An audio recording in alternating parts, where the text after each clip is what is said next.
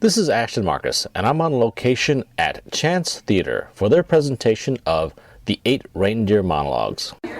Hi, my name is Ashton Marcus. I'm with KUCI 88.9 FM in Irvine, and I'm here with Bailey Castle.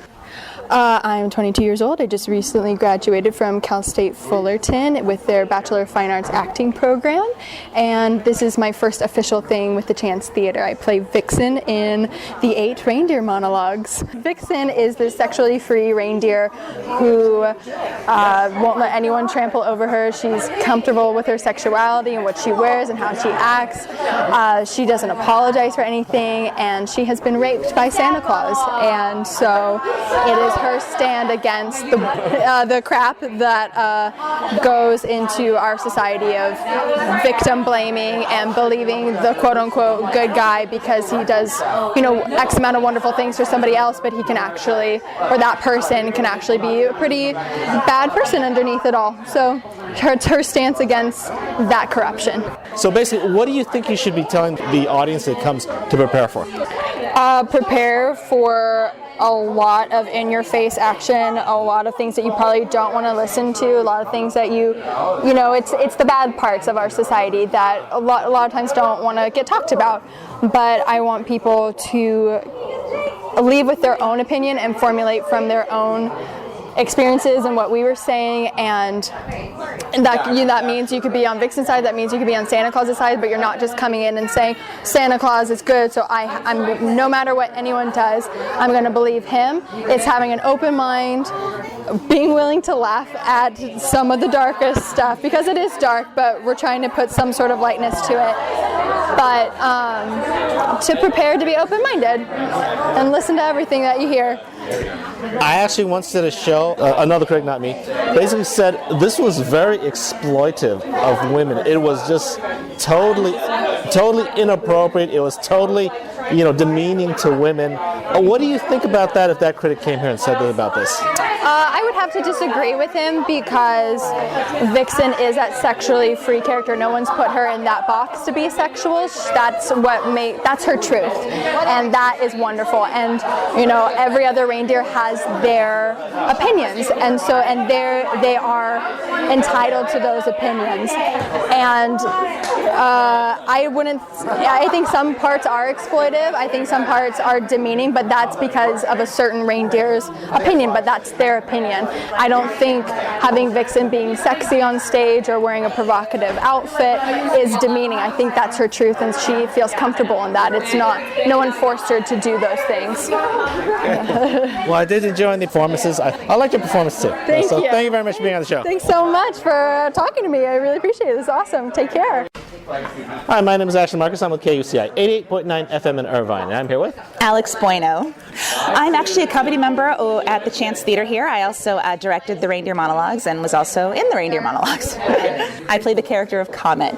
Comet is kind of a born-again deer. He was a troubled deer and then ran to Santa. Santa kind of changed his life, and now he is a total Santa worshiper kind of a guy. Even though Santa's a little doesn't do many things by tradition. She's still behind Santa. Santa kind of saved his life. He's this cholo guy who just kind of was always in trouble. So, yeah. Actually, I've seen you in a few pieces. When I first saw you come up, I thought, is that her? Because you basically totally transform yourself, and I just love that performance. Well, thank you very much. Yeah, the mustache helps, and so do the antlers. But thanks so much. I tried to really work hard on making him very boy-like and mannerisms and all that. So I really appreciate it. Thank you.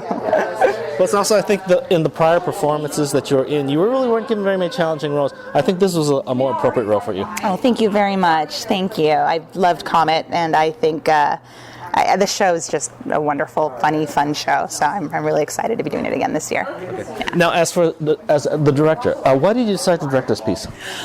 Well, I'd done it for about 5 or 6 years prior to, in the beginning, and I think I talked to the artistic director. The artistic director was like, hey, why don't you go ahead and give it a try, and we'll cast some new deer, and you kind of seem to get a feeling, know what it's about, and I said, oh, okay, I'll give it a try, and then I've been doing it for a few years now, and I love it. It's so amazing, especially to bring new deer in, so.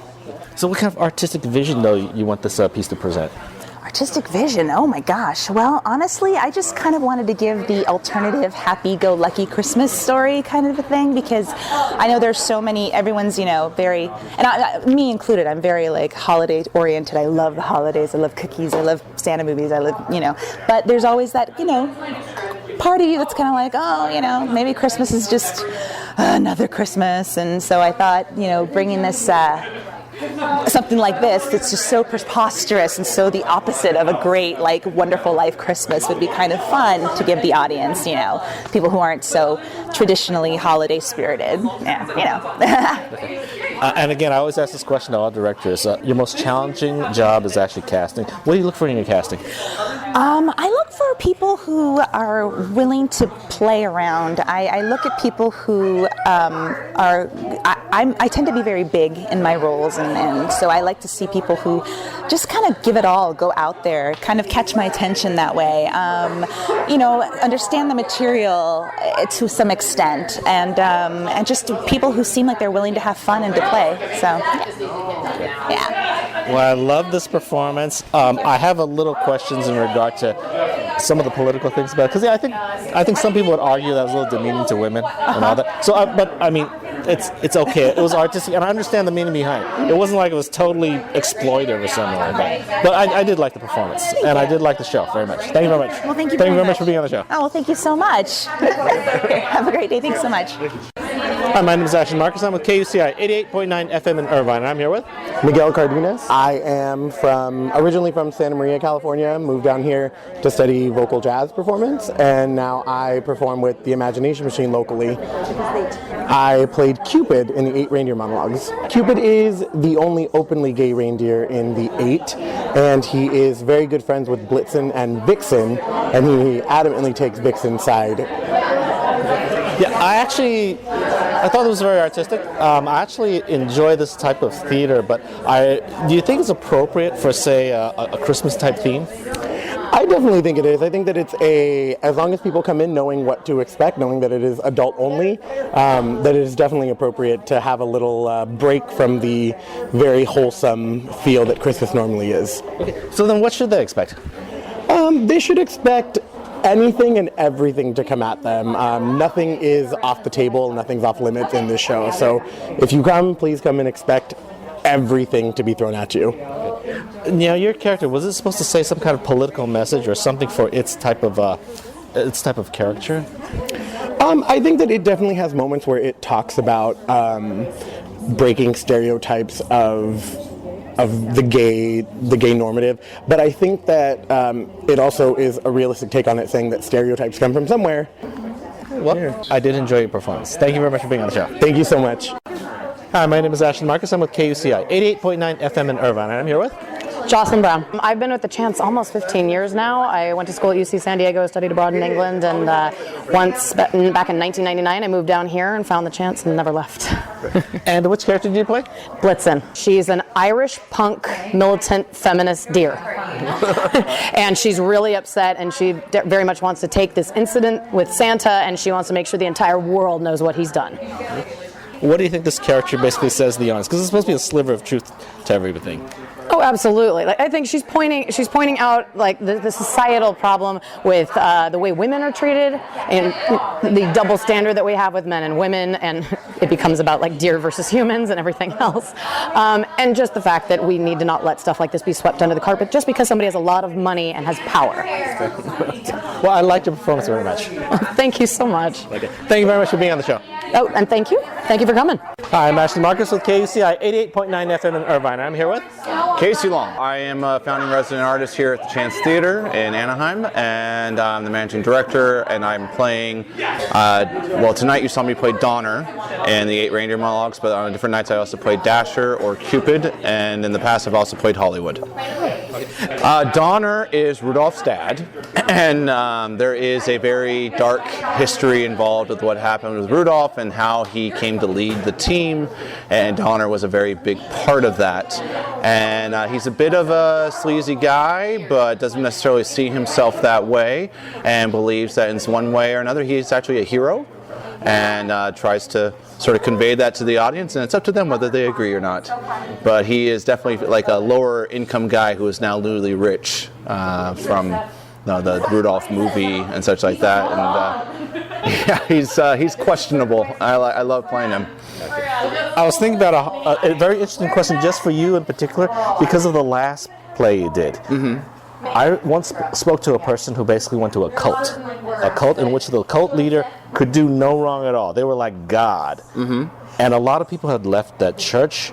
That's very reminiscent of the Santa Claus theme here today. And also reminiscent of your last play, too.